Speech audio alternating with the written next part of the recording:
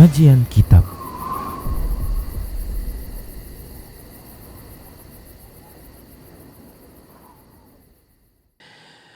Innal hamdalillah nahmaduhu wa nasta'inuhu wa nastaghfiruh wa na'udzu billahi min shururi anfusina wa sayyiati a'malina may yahdihillahu fahuwal muhtadi wa may yudlil falan tajida lahu waliyyan mursyida. Asyhadu an la ilaha illallah wahdahu la syarika lah wa asyhadu anna Muhammadan 'abduhu wa rasuluhu alladzi la nabiyya ba'dah. Wa qala Allah subhanahu wa ta'ala ya ayyuhalladzina amanu taqullaha haqqa tuqatih wa la tamutunna illa wa antum muslimun.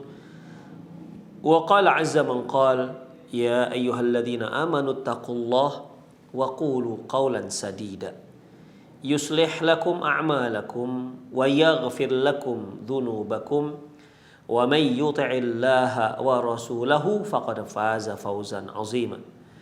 Ya ayuhan nasu taqu rabbakumul ladzi khalaqakum min nafsin wahidah wa khalaqa minha zawjaha wa batha minhuma rijalan katsiran wa nisaa'a wattaqullaha alladzi tasaaluna bihi wal arham innallaha kana 'alaikum raqiba.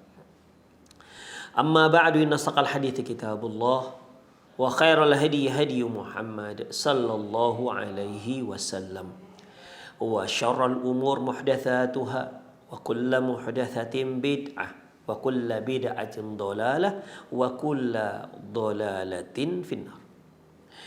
Kaum muslimin dan kaum muslimat, para pemerhati dan pendengar dimanapun Anda berada, alhamdulillah wa syukrulillah, kembali kita bertemu dalam pengajian rangkuman dari kitab Al-Qiyamatul Kubra, di mana kajian kita ini kita beri nama perjalanan setelah kematian. Kita sudah bahas beberapa topik terkait dengan buku ini. Ya, terakhir kita telah bahas bagaimana manusia di saat terjadinya hari kiamat. Sekarang kita lihat bagaimana kondisi alam di saat terjadinya hari kiamat. Yang pertama yaitu bagaimana bumi dan langit. Terkait dengan bumi dan langit, Allah Subhanahu wa taala menyatakan bahwasanya Allah akan menggenggam bumi dan akan menggulung langit, sebagaimana yang Allah Subhanahu wa taala sebutkan dalam surat Zumar ayat 67, yaitu wa ma qadarullah haqqa qadrihi wal ardu jami'an qabdatuhu yaumal qiyamah was samawati matwiyatun biyamini, di mana pada hari kiamat nanti bahwasanya bumi akan digenggam oleh Allah dan langit akan digulung oleh Allah dengan tangan kanannya. Kemudian ikhwah, adapun bumi, ya, bumi itu akan diguncangkan seguncang-guncangnya, dan adapun gunung, ya, gunung akan dihancurkan sehancur-hancurnya, ya, akan dihancurkan sehancur-hancurnya, sebagaimana firman Allah Subhanahu wa taala, kalla idza dukkatil ardu dakkan dakka. Ketahuilah di saat bumi diguncangkan seguncang-guncangnya. Demikian juga wa idzal jibalu suyirat, ketika gunung itu hancur sehancur-hancurnya. Kemudian adapun laut, Allah Subhanahu wa taala menyebutkan bahwasanya laut itu nanti akan diluapkan, saking panasnya akan diluapkan dan dia akan menyala, seolah pada waktu itu air laut itu bagaikan minyak yang dibakar. Jadi kita bayangkan bagaimana laut itu berupa bensin kemudian terbakar. Begitulah kondisi laut pada hari kiamat kelak. Ya. Jadi Allah Subhanahu wa taala menyebutkan laut itu, di saat laut itu dipanaskan dan di saat laut itu akan menyala bagaikan seolah dia merupakan bahan bakar yang mudah menyala seperti halnya bensin dan lain-lainnya. Allah Subhanahu wa taala menyebutkan wa idzal biharu fujirat, ketika lautan itu diuapkan, ya saking panasnya menguap. Wa idzal biharu dalam surat itu surat Al-Infitar ayat 3, dan di surat At-Takwir ayat 6 wa idzal jibalu sujirat, wa idzal biharu sujirat, ketika lautan itu dipanaskan. Kemudian ikhwah, penulis juga menyebutkan tentang kondisi langit pada waktu itu, di mana langit pada waktu itu juga terguncang dan terbelah. Ya, langit pada waktu itu terguncang dan terbelah. Idzas samaun fatarat, Al-Infitar ayat 1. Ketika langit itu terbelah. Dalam surah Al-Infitar ayat 1, dalam surat Al-Insyiqaq ayat 1 disebutkan wa idzas samaun syaqqat. Ya, idzas samaun syaqqat, ketika langit itu terbelah. Kemudian ikhwah rahimanallahu wa iyyakum,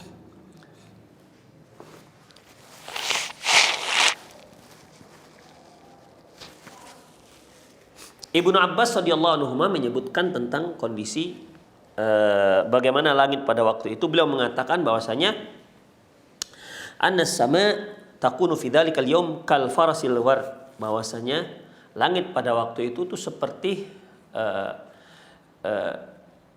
seperti kupu-kupu, warna kupu-kupu. Jadi langit itu nanti berwarna merah, berubah menjadi kuning, berubah menjadi biru, begitu ikhwah. Ya, dengan warna-warna yang sangat menakutkan. Kalau sekarang kita lihat langit warna biru dan menyejukkan mata ketika kita lihat, kita senang memandang langit, tapi pada waktu itu langit tidak seperti itu. Langit pada waktu itu berwarna merah menyala, ya, berubah menjadi kuning, demikian ikhwah. Ya, menunjukkan bagaimana pemandangan langit pada waktu itu sangat menakutkan.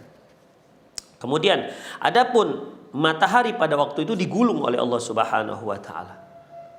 Idza syamsu kuwirat, apabila matahari digulung.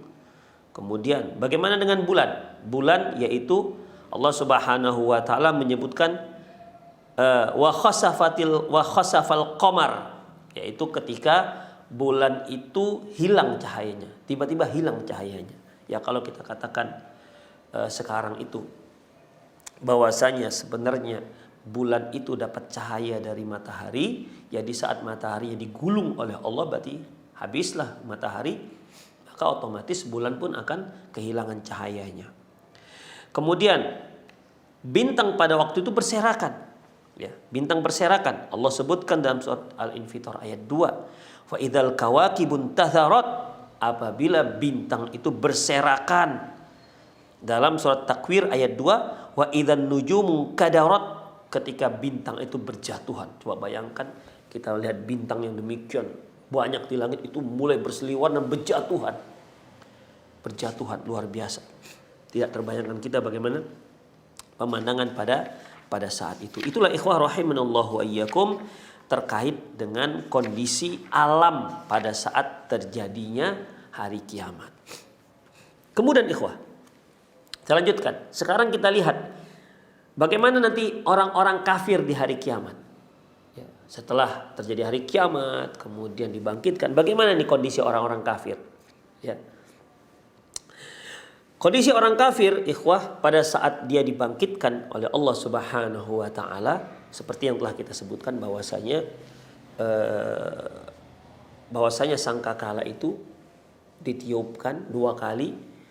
Pertama, hancurnya bumi dan alam semesta. Kemudian tiupan kedua itu membangkitkan kembali apa yang sudah meninggal. Manusia akan dibangkitkan kembali. Ya.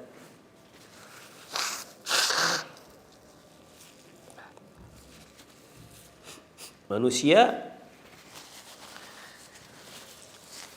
akan dibangkitkan kembali oleh Allah Subhanahu wa taala. Kita lihat bagaimana kondisi orang kafir. Adapun kondisi orang kafir pada waktu itu, yaitu mereka dirundung rasa hina, dina, menyesal, putus asa, ya, di mana Allah Subhanahu wa taala menyebutkan beberapa kondisi tentang orang kafir secara rinci. Yang pertama, mereka itu keluar dari kuburan dengan cepat lalu bergegas pergi menuju panggilan. Jadi ketika dia bangkit, dia dengan otomatis akan bergegas menuju kemana mereka dipanggil.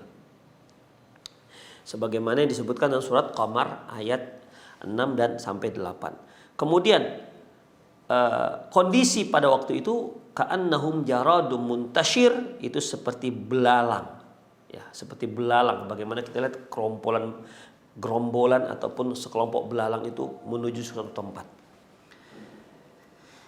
Kemudian pada saat itu mereka akan mengatakan celakalah diri mereka. Sebagaimana yang Allah Subhanahu wa taala sebutkan dalam surat Yasin ayat 52. Di saat mereka dibangkitkan, mereka akan mengatakan ya wailatana, ya wailana, man ba'atsana min marqadina. Wahai celakalah kita, siapa yang telah membangkitkan kita dari kuburan kita. Jadi di sini merupakan ketakutan orang-orang kafir di saat Allah Subhanahu wa taala bangkitkan. Seperti yang pernah kita pelajari dalam kitab Qiyamatul Kubra, di saat di alam barzah, orang-orang kafir ini kan ketika mereka tidak bisa menjawab 3 pertanyaan dari malaikat Munkar dan Nakir, maka akhirnya dia diazab, dibukakan pintu neraka untuk dia. Kemudian dia pun diazab sampai hari kiamat.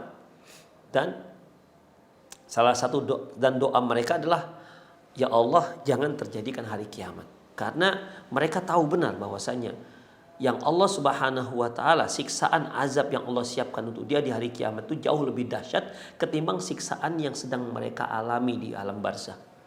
Oleh karena itu doanya Rabbi la tuqimis sa'ah, ya Allah jangan terjadikan hari kiamat. Demikian. Mereka sudah lihat langsung bagaimana neraka. Sudah mereka rasakan bagaimana panasnya neraka sampai ke kuburan mereka karena Allah bukakan pintu neraka. Mereka sudah rasakan bagaimana bisa-bisa neraka itu sampai kepada mereka. Itu masih jauh, belum mereka dimasukkan ke dalam neraka, sudah demikian hebatnya siksaan, azab yang mereka rasakan. Makanya mereka tidak ingin masuk neraka. Udahlah, kalaupun seandainya mereka diazab saja di dalam alam barzaknya. Walaupun azab alam barzakh juga sangat dahsyat, tapi itu lebih mendingan ketimbang azab yang Allah siapkan di api neraka. Makanya ketika mereka dibangkitkan, jelas akan semakin takut. Apa katanya? Ya wailana man ba'atsana min marqadina. Wahai celakalah kita, celakalah kami. Siapa yang telah membangkitkan kami dari kuburan kami? Kemudian ikhwah rahimanallahu wa iyyakum, yaitu mata mereka akan terbelalak. Mata mereka akan terbelalak dan hati mereka kosong. Yang kelima, bahwasanya nafas mereka akan sesak sampai ke kerongkongan. Sebagaimana yang Allah Subhanahu wa taala sebutkan dalam surat Ibrahim ayat 42 sampai dan 43. Ya, kita ulangi sedikit. Allah Subhanahu pertama yaitu terkait dengan keluarnya mereka dari kuburan dan langsung mengikuti arah panggilan. Arah panggilan itu disebutkan dalam surat Qamar ayat 6 dan 8, 6 sampai 8. Kemudian mereka itu bagaikan belalang yang bertebaran, juga disebutkan Allah Subhanahu wa taala dalam surat Qamar ayat 6 dan sampai 8. Kemudian yang ketiga, mereka mengucapkan celaka pada diri mereka sendiri. Itu Allah Subhanahu wa taala sebutkan dalam surat Yasin ayat 1 sampai ayat 51 sampai 52 dan 52. Kemudian yang keempat, mata mereka terbelalak dan hati mereka kosong. Allah Subhanahu wa taala sebutkan dalam surat Ibrahim 42 43. Kemudian yang keempat, nafas mereka sesak hingga ke kerongkongan. Ini Allah Subhanahu wa taala sebutkan dalam surat Ibrahim ayat 42 43, ya. Kemudian ikhwah yang kelima yaitu disebutkan Allah dalam surat Ghafir ayat 18, ya. Yaitu nafas mereka sesak hingga ke kerongkongan, surat Ghafir ayat 18. Kemudian yang keenam, mereka akan dipakaikan pakaian dari tir panas atau tembaga, ya, sambil dibelenggu. Mereka dibelenggu, sambil dibelenggu mereka akan dipakaikan pakaian dari tir panas atau tembaga. Ini disebutkan Allah Subhanahu wa taala dalam surah Ibrahim ayat 48 sampai 50. Kemudian ikhwah, matahari dekat pada waktu itu. Ya, matahari dekat sebagaimana yang Allah Subhanahu yang disebutkan Rasulullah SAW dalam hadis yang diriwayatkan oleh Imam Muslim dari Miqdad bin Aswad. Demikian ikhwah. Itu yang ketujuh. Jadi matahari dekat di kepala mereka. Kemudian ikhwah yang kedelapan yaitu yang mereka rasakan penyesalan yang sangat dalam. Penyesalan yang sangat dalam. Ini disebutkan Allah Subhanahu wa taala dalam surat Maryam ayat 39. Kemudian yang kesembilan yaitu mereka merasakan pupusnya harapan untuk diampuni oleh Allah Subhanahu wa taala. Disebutkan Allah Subhanahu wa taala dalam surat Rum ayat 12. Yang terakhir yaitu ingin menjadi tanah. Mereka ingin dijadikan jadi tanah. Ini Allah Subhanahu wa taala sebutkan dalam surat An-Naba ayat 40. Maksudnya begini ikhwah, ingin dijadikan tanah seperti yang pernah kita bahas bahwasanya Allah tidak hanya bangkitkan manusia tapi Allah juga bangkitkan hewan-hewan. Di mana hewan-hewan itu nanti akan saling kisos. Yang dulu pernah hewan yang tak bertanduk, yang pernah ditanduk oleh hewan yang bertanduk, nanti dia akan mengkisos hewan bertanduk tersebut. Dia akan menanduk hewan yang pernah menanduk dia. Di hari kiamat Allah akan suruh hewan yang pernah ditanduk ketika di dunia, maka di hari akhirat itu dia akan menanduk hewan yang pernah menanduk dia ketika dunia. Demikian ikhwah. Intinya hewan-hewan tersebut akan Allah berikan kesempatan untuk mengkisos, membalas. Hanya saja setelah itu selesai Allah Subhanahu wa taala mengatakan kuni turoba. Jadilah wahai hewan-hewan menjadi tanah. Inilah yang dilihat oleh orang-orang kafir. Inilah yang dilihat orang-orang kafir. Mereka tahu bahwasanya apa yang telah mereka lakukan di dunia. Mereka tahu apa yang akan mereka dapatkan nanti di hari akhirat. Mereka tahu neraka itu sedang menanti mereka.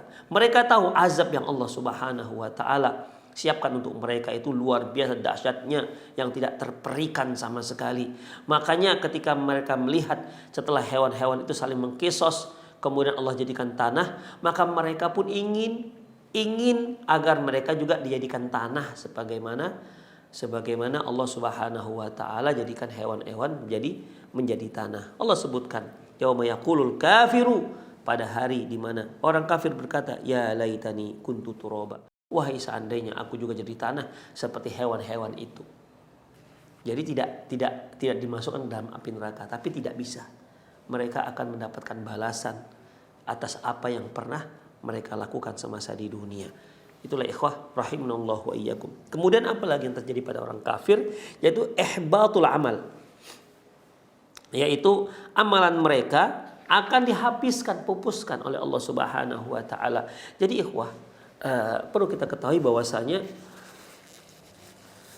di dunia ini tidak ada manusia yang enggak berbuat baik, enggak pernah berbuat baik. Pasti ada kebaikannya. Sedikit banyak pasti ada kebaikan yang dia lakukan. Harta Fir'aun ada kebaikannya. Di antara kebaikannya apa? Dia yang memungut Nabi Musa dari sungai, dia yang asuh, dia yang pelihara. Bukankah ini sebuah kebaikan?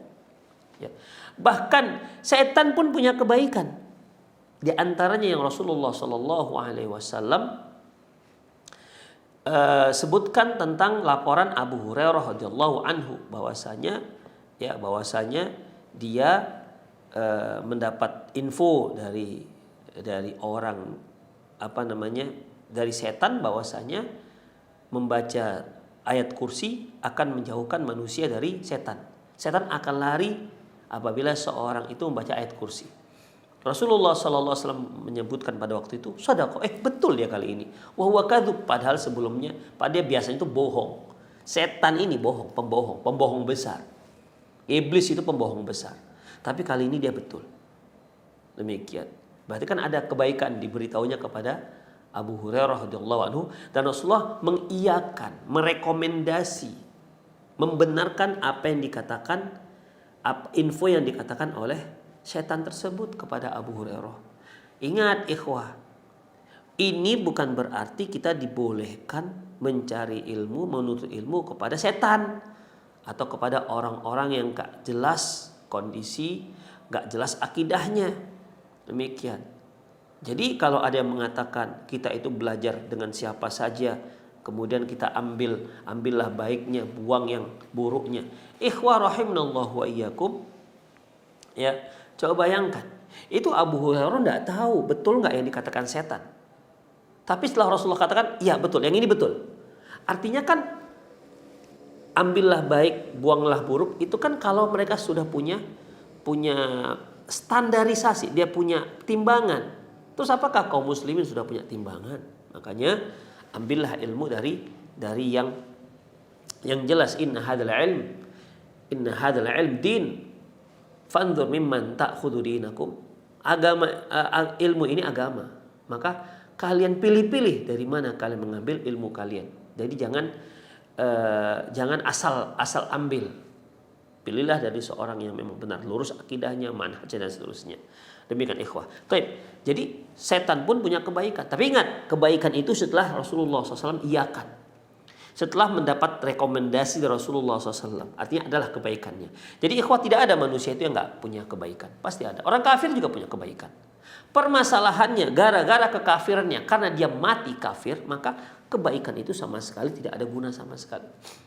Ya, dianggap nol oleh Allah Subhanahu wa taala. Makanya ihbatul amal, kebaikan-kebaikan orang kafir itu dihapus sama sekali. Ya kan ada orang kafir berbakti kepada orang tuanya, ada orang kafir memuliakan tetangganya, memuliakan tamunya, ada orang kafir membantu orang-orang miskin. Tapi itu semua nggak ada gunanya karena dia kufur, karena dia mati kafir, maka semuanya dianggap tidak ada. Ihbatul amal. Itulah nasib orang kafir. Kemudian ikhwah, selanjutnya yaitu terjadinya pertengkaran di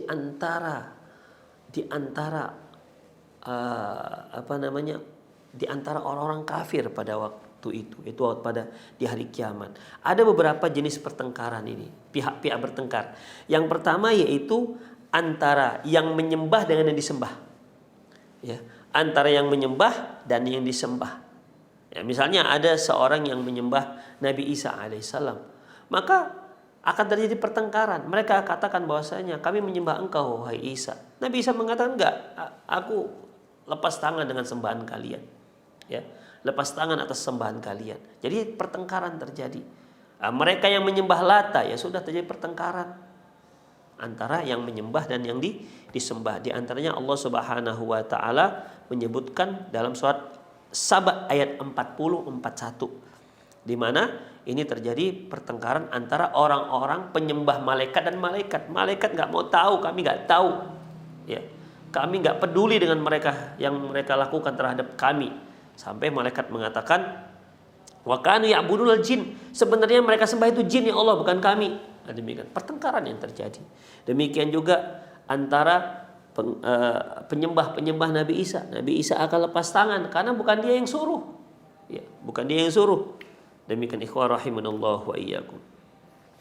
Baik. Kemudian pertengkaran yang terjadi yaitu antara pengikut dengan apa yang diikut. Ya, mungkin seorang punya pemikiran yang menyesatkan, kemudian pemikiran yang menyesatkan ini diikuti oleh orang-orang lain.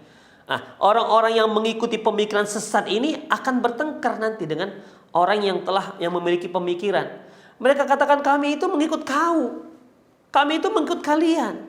Kalian yang memiliki ide-ide yang sesat, gara-gara kalian kami mengikut. Demikian ya, mereka akan melepas diri dengan para pengikut-pengikut pemikiran-pemikiran yang sesat ini. Makanya hati-hati ikhwah, ya, jangan asal ikut, ya, jangan asal ikut. Dan sekarang banyak sekali pemikiran-pemikiran yang sesat dan menyesatkan, dan banyak juga pengikut-pengikutnya. Ini nanti akan bertengkar. Mereka akan mengkambing hitamkan pada orang-orang yang pemilik pemikiran yang sesat dan menyesatkan itu. Ini Allah Subhanahu wa taala sebutkan dalam surat Shafat ayat 19 sampai 35. Kemudian ketiga itu pertengkaran antara orang-orang yang masyarakat lemah dengan pemimpin-pemimpin mereka, masyarakat dengan pemimpin-pemimpin mereka, masyarakat rakyat dengan raja mereka. Karena mereka mengikuti raja. Seperti Firaun misalnya. Firaun kan mengatakan wa ana rabbukumul a'la, aku adalah Tuhanmu yang maha tinggi. Diikuti oleh masyarakatnya, diikuti oleh rakyatnya. Karena saking kagumnya dengan Firaun, akhirnya mereka pun menyembah Firaun. Nah, nanti mereka akan bertengkar. Ya, nanti mereka akan bertengkar. Mereka akan katakan, ya Allah, dia ini yang mengajak kami. Kami hanyalah rakyat belaka.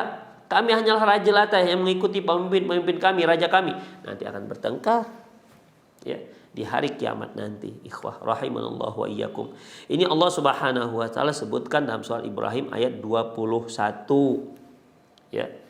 Kemudian siapa lagi? Apa lagi yang bertengkar? Ikhwah azinallahu wa iyyakum, yaitu terjadi pertengkaran ya antara iblis atau setan dengan pengikut-pengikutnya.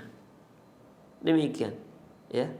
Iblis dan setan atau setan dengan pengikut-pengikutnya. Jadi orang-orang yang mentaati iblis, mentaati setan, nanti mereka akan mengkambing hitamkan setan dan iblis ini. Mereka katakan bahwasanya kami itu mengikut kamu. Yang kami ikut itu kamu. Tapi iblis namanya, ikhwah, dia akan lepas tangan. Siapa suruh? Siapa suruh kalian mengikut kami? Seperti yang Allah Subhanahu wa taala sebutkan perkataan iblis, ya, perkataan iblis terhadap orang-orang yang mengikutinya. Innallaha wa'adakum wa'adal haqq wa wa'adtukum fa akhlaftukum. Sesungguhnya Allah telah memberi kalian janji, ya. Allah Subhanahu wa taala telah memberi kalian janji yang benar. Aku juga memberi kalian janji fa akhlaftukum, dan aku mengingkari janjiku tersebut. Wa ma kana li 'alaikum min sultanin illa an da'autukum fastajabtum li. Dan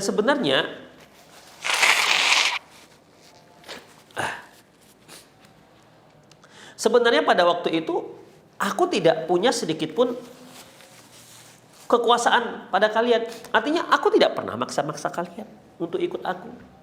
Aku hanya menggoda, aku hanya membujuk, fastajabtum li, dan ternyata kalian ikut. Maka fala tulumuni wa lumu anfusakum. Maka jangan kalian sesali aku, sesali diri kalian sendiri. Itu ikhwah.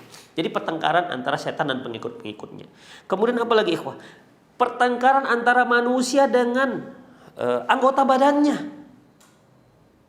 Demikian yang Allah Subhanahu wa taala sebutkan dalam surat Fussilat ayat 19 sampai 21. Pertengkaran. Kulit akan berbicara tentang akan apa yang dilakukan oleh si pemiliknya. Sampai mereka mengatakan, lima syahidtum alaina. Kenapa kalian jadikan saksi? Kenapa kalian bersaksi atas perbuatan buruk kami pada waktu itu? Itulah ikhwah. Kulit dengan si pemilik kulit bertengkar. Demikian juga mulut, tangan dan kaki akan memberi saksi akan apa yang dilakukan oleh setiap manusia. Itulah ikhwah. Terjadi pertengkaran antara manusia dengan anggota badannya sendiri. Dan terakhir ikhwah, terjadi pertengkaran antara ruh dan jasad. Ya, antara ruh dan jasad. Kata si jasad, saya ini kan hanya mengikuti kamu wahai ruh. Kata si ruh, loh, aku juga nggak bisa berbuat apa-apa tanpa ada kamu. Kata si ruh, memang ruh itu kan nggak bisa berbuat apa-apa. Dia mengendalikan badan. Si fisik, si badan mengatakan, loh, aku tuh nggak akan bisa bergerak kecuali atas perintahmu. Jadi antara badan dengan roh itu saling salah menyalahkan. Jadi pertengkaran nanti di hari kiamat. Demikian ikhwah rahimani Allahu wa iyyakum. Itulah dia, ya. Kemudian ikhwah, selanjutnya itu kondisi orang kafir. Sekarang kita lihat bagaimana kondisi para pelaku-pelaku maksiat. Kondisi para pelaku-pelaku maksiat dari kalangan kaum mukminin. Itu bagaimana? Ikhwah rahimanallahu wa iyyakum. Kondisi para pelaku maksiat, kalau yang tadi itu kan orang-orang kafir nih, ya. Yang ini yaitu orang-orang muslim tapi pelaku-pelaku maksiat. Yang pertama ikhwah rahimanallahu wa iyyakum terkait dengan orang yang tidak mau bayar zakat. Ya tentunya orang muslim ya. Orang yang tidak mau bayar zakat. Seorang muslim yang enggan membayar zakat. Maka bagaimana? Maka Allah Subhanahu wa taala, Rasulullah sallallahu alaihi wasallam menyebutkan bahwasanya orang ini akan dililit oleh seekor ular besar jantan dan kepalanya itu tak bersisik, ya. Para ulama mengatakan saking dahsyatnya bisa ini ular sampai di kepala tak bersisik. Sisik pun tak sanggup untuk tumbuh di kepalanya. Demikian ikhwah. Ya. Kemudian ada dua bintik di kepalanya yang menunjukkan ini memang ular yang sangat dahsyat. Ular ini akan mematuk, akan menggigit rahang wajah orang tersebut. Gara-gara apa? Gara-gara dia tak bayar zakat. Kemudian ikhwah rahimani Allah wa iyyakum. Dalam ayat yang lain Allah Subhanahu wa taala, itu surah At-Taubah ayat 34 35, Allah Subhanahu wa taala mengatakan bahwasanya harta zakat itu akan dipanaskan dan akan digosokkan ke punggung, ke dada dan ke wajah orang yang tidak mau bayar zakat. Jadi hartanya itu nanti akan dipanaskan oleh Allah Subhanahu wa taala dan digosokkan, disetrikakan ke punggungnya, ke rusuknya, ke badannya, ke wajahnya terutama. Itulah dia. Kemudian demikian juga orang yang dia seharusnya mengeluarkan zakat hewannya, ya. Kalau sudah sampai 40 ekor kambing dia miliki, maka dia keluarkan 1 ekor kambing. Demikian juga kalau unta yang dia miliki sudah sampai nisab, tapi tidak dia keluarkan, maka untuk orang ini nanti di hari kiamat, ya, yang tidak mau bayar zakat hewan ini, maka nanti dia akan diinjak-injak oleh hewan-hewan yang tak dia bayarkan zakatnya, akan ditanduk dan akan digigit oleh hewan-hewan yang tidak dia keluarkan zakatnya. Demikian ikhwah. Ya, jadi itu secara bergiliran itu, ya. Secara bergiliran sebanyak apa hewan yang dia pelihara yang tidak dia keluarkan zakatnya, maka dia akan menanduk, menginjak, menggigit dia. Begitu datang yang hewan kedua, hewan ketiga, hewan keempat. Belum lagi di akhir hewan yang akan giliran hewan yang terakhir, itu yang pertama yang sudah menginjak dia, yang telah menggigit dia, menanduk dia, itu sudah datang gilirannya. Jadi muter terus begitu ikhwah. Artinya tak habis-habis. Setiap hewan menggigitnya, menanduknya, menginjak dia. Begitu hewan kedua, hewan ketiga, hewan keempat, sampai hewan terakhir. Begitu selesai hewan terakhir, hewan pertama sudah dapat giliran berikutnya. Itulah kondisi orang-orang yang tidak membayar zakat. Demikian ikhwah. Kemudian bagaimana kondisi orang yang mutakabbir, sombong? Ya, orang yang sombong. Bagaimana? Rasulullah SAW mengatakan bahwasanya orang yang sombong ini nanti di hari akhirat Allah jadikan dia seperti sebesar semut. Dia akan sebesar semut, kemudian dia akan merasa hina dina. Allah kecilkan dia. Kenapa ikhwah? Karena ketika dia di dunia, dia merasa dirinya hebat, dia merasa dirinya besar. Dia merasa dirinya kuat sehingga dia takabur. Dia menganggap lemah, dia menganggap remeh oleh orang-orang yang lain. Nanti di hari kiamat Allah kecilkan dia bagaikan semut dan dia hina pada waktu itu. Kemudian ikhwah, kemudian ada orang muslim yang di hari kiamat itu la yukallimuhumullahu yaumal qiyamati wa la yuzakkihim wa lahum adzabun alim. Allah tidak akan ajak mereka bicara, Allah tidak akan bersihkan dirinya dari dosa, dan untuk dia disiapkan azab yang pedih. Ada juga tambahan la yukallimuhumullahu yaumal qiyamati wa la yanzuru ilaihim wa la yuzakkihim wa lahum adzabun alim. Allah tak ajak dia bicara, Allah tidak akan pedulikan, tidak akan lihat dia, Allah tidak akan sucikan dia, dan untuk dia disiapkan azab yang pedih. Siapa itu ikhwah? Kita simpulkan saja. Yang pertama yaitu mereka yang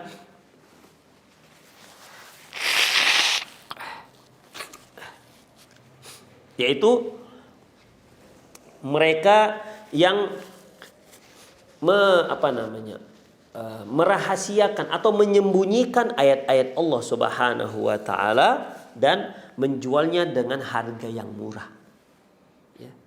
Yang sebenarnya haram dia katakan halal karena request fatwa. Ini kan haram nih, bilangkan halal, kami kasih duit sekian misalnya. Dia rahasiakan dan dia jual ayat tersebut dengan harga yang murah. Kemudian yang kedua yaitu seorang yang itu dah pertama dan kedua ya. Yang pertama yaitu mereka yang merahasiakan kebenaran, merahasiakan ayat Allah ya, yang seharusnya disampaikan, yang seharusnya dia ajarkan kepada kaum muslimin, kepada umat manusia, tapi dia rahasiakan. Yang kedua mereka yang dan mereka jual dengan harga yang murah. Kemudian yang kedua yaitu mereka yang menjual perjanjian mereka dengan Allah dengan harga yang murah. Yang ketiga seorang yang musbil, yaitu yang menjulurkan pakaiannya melewati batas mata kakinya. Itu yang ketiga. Yang keempat manan ini orang yang mengadu domba. Yang kelima yaitu orang yang punya kelebihan air tapi tidak diberikan kepada ibnu sabil. Jadi ada orang-orang musafir, mereka itu butuh air. Sementara orang yang punya kelebihan air tidak mau memberikan air tersebut, maka orang ini Allah tidak akan ajak bicara dia, Allah akan siapkan Allah tidak akan sucikan dia, dan untuk dia disiapkan azab yang pedih. Yang keenam yaitu seorang yang setia, yang taat kepada pemimpinnya kalau dia diberi. Ya, kalau dia diberi. Kalau dia kasih subsidi, taat dia. Tapi kalau dia nggak dikasih subsidi, dia pun nggak mau taat kepada seorang pemimpin. Orang seperti ini akan mendapat ancaman itu. La yukallimuhumullahu yaumal qiyamati wa la yuzakkihim lahum adzabun alim. Tidak akan Allah ajak bicara dia, tidak akan Allah sucikan dia, dan untuk dia disiapkan azab yang pedih. Itu dia. Masyarakat yang dia taat kepada pemimpinnya apabila dia diberi, disubsidi. Kalau enggak, dia nggak mau taat, dia akan ingkar, dia akan durhaka, dia akan memberontak. Demikian ikhwah. Dan ini banyak kita lihat. Kemudian itu yang ke-6 ya, yang ke-6. Yang ke-7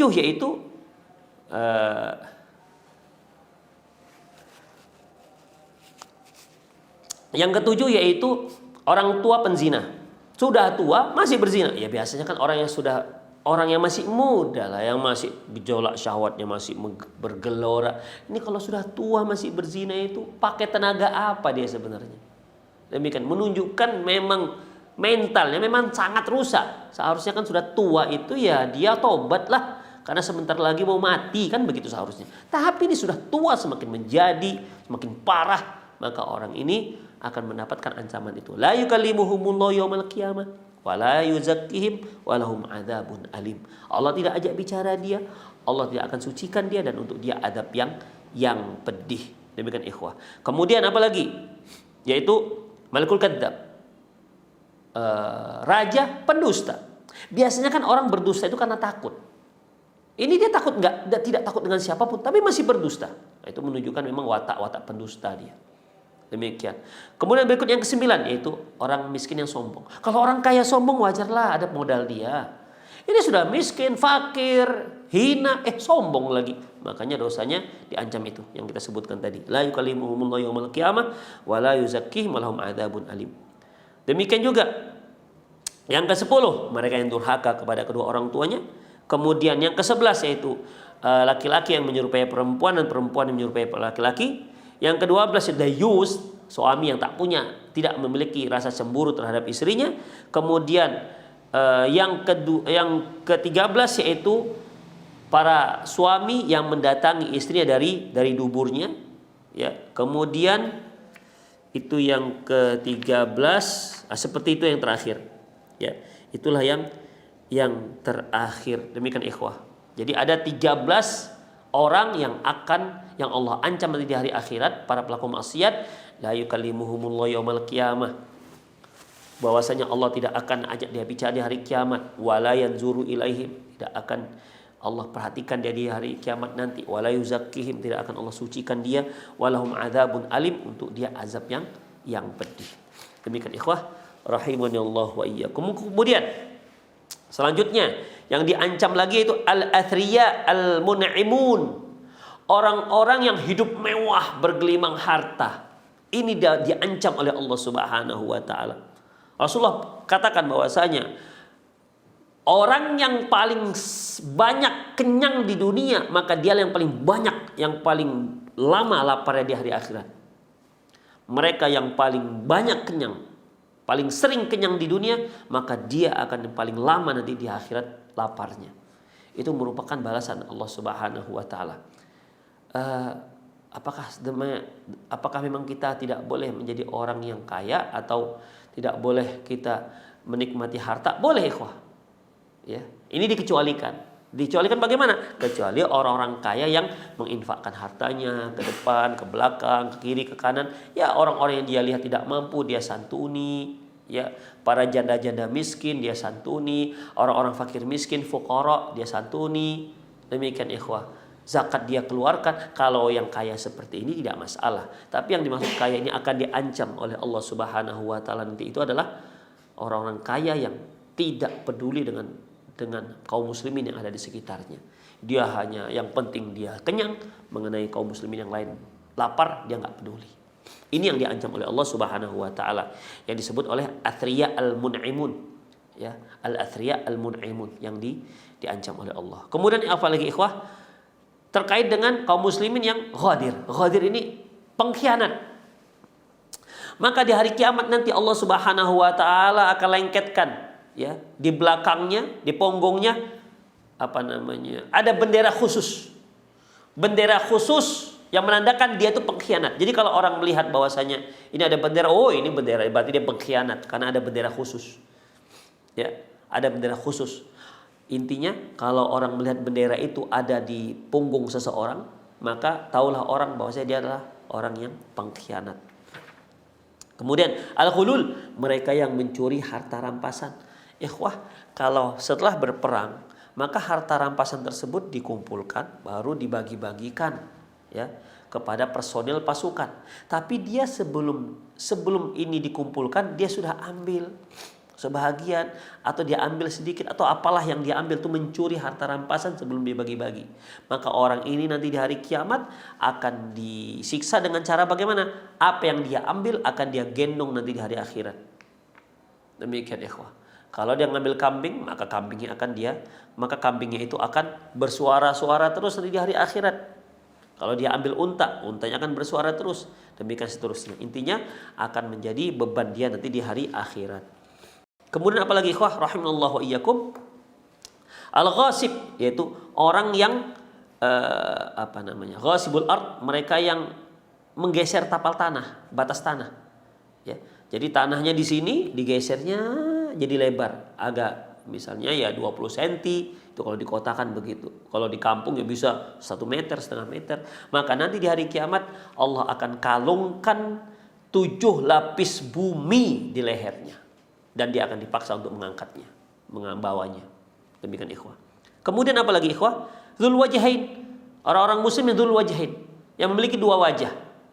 Di depan dia puji-puji, di belakang dia caci maki. Ini 2 wajah. Di mana Rasulullah SAW mengatakan bahwasanya orang seperti ini nanti dia akan diberikan 2 lisan yang terbuat dari Allah akan berikan dia lisan yang terbuat dari api neraka. Bayangkan, lisannya sudah jadi api neraka dan itu akan membakar dia. Kemudian selanjutnya ancaman Allah Subhanahu wa taala yaitu seorang hakim yang menutup pintu dari keluhan-keluhan masyarakatnya. Yang seharusnya seorang hakim, seorang pemimpin itu kan harus mendengar apa keluhan masyarakatnya.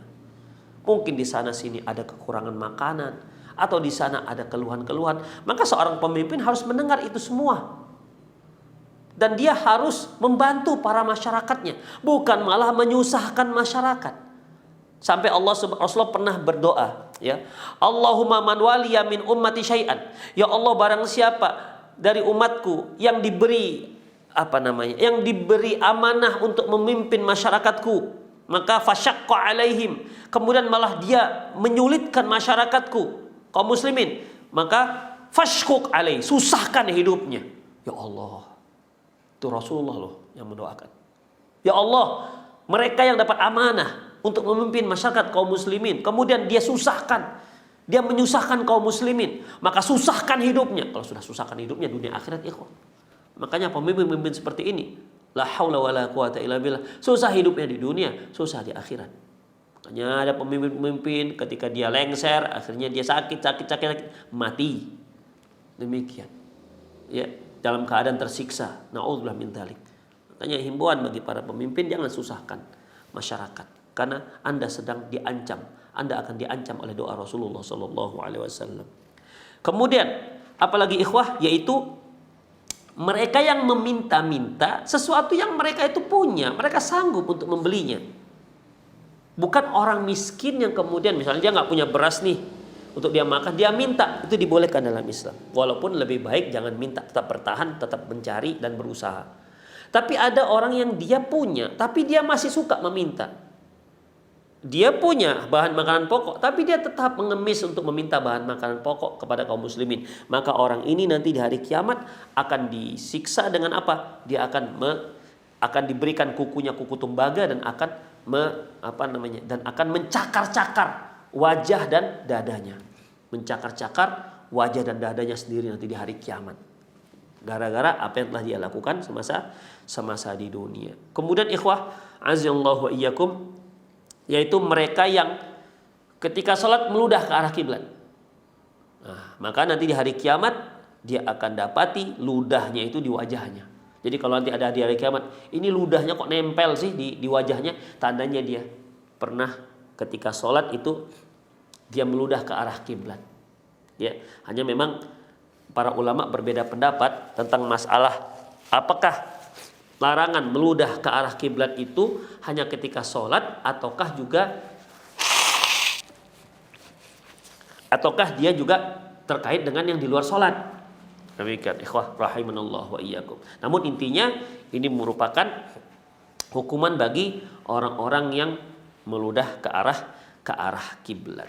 Kemudian yang terakhir ikhwah, yaitu mereka yang dusta atas nama mimpi. Mereka yang dusta atas nama mimpi. Misalnya dia katakan tadi malam saya bermimpi ini dan itu, padahal tak ada mimpi sama sekali. Apalagi kalau dia katakan saya tadi malam mimpi ketemu Rasulullah, padahal tak ada ketemu dengan siapapun. Jangan-jangan dia ketemu setannya. Demikian ikhwah. Mereka yang berdusta atas nama mimpi, ya, mereka yang berdusta atas nama mimpi, maka orang ini nanti di hari kiamat akan dipaksa oleh Allah Subhanahu wa taala untuk mengikat dua butir gandum. Ya, akan mengikat 2 butir gandum. Demikian ikhwah rahimanallahu wa iyyakum. Sebagai tambahan, mereka-mereka yang nanti yang suka membuat patung, yang melukis makhluk-makhluk yang bernyawa, maka di hari kiamat nanti Allah akan paksa dia untuk meniupkan roh. Itulah ikhwah rahimanallahu wa iyyakum yang bisa kita ambil ya dari kitab Qiyamul Kubra. Kemudian bagaimana kondisi orang bertakwa di hari kiamat? Sebelum mereka masuk surga, insya Allah kita akan kita akan lanjutkan pada pertemuan yang akan datang. Demikian ikhwah, alhamdulillah sudah sampai setengah ya dengan 2 pertemuan. Semoga 1 atau 2 pertemuan kita bisa buat rangkuman dari kitab Qiyamatul Kubra yang kita namakan dengan judul kajian perjalanan setelah kematian. Demikian ikhwah rahimanallah wa iyyakum. Sebelum saya akhiri, saya mohon maaf karena kurang sehat ya. Semoga Allah Subhanahu wa taala memudahkan semua urusan kita, dan saya mohon diri. Tidak ada pertanyaan-pertanyaan. Demikian ikhwah, dibilang kurang mohon maaf. Aku qouli hadza wastaghfirullah li wa lakum wa lisal muslimin innahu wal ghafurur rahim. Saya undur diri. Assalamualaikum warahmatullahi wabarakatuh.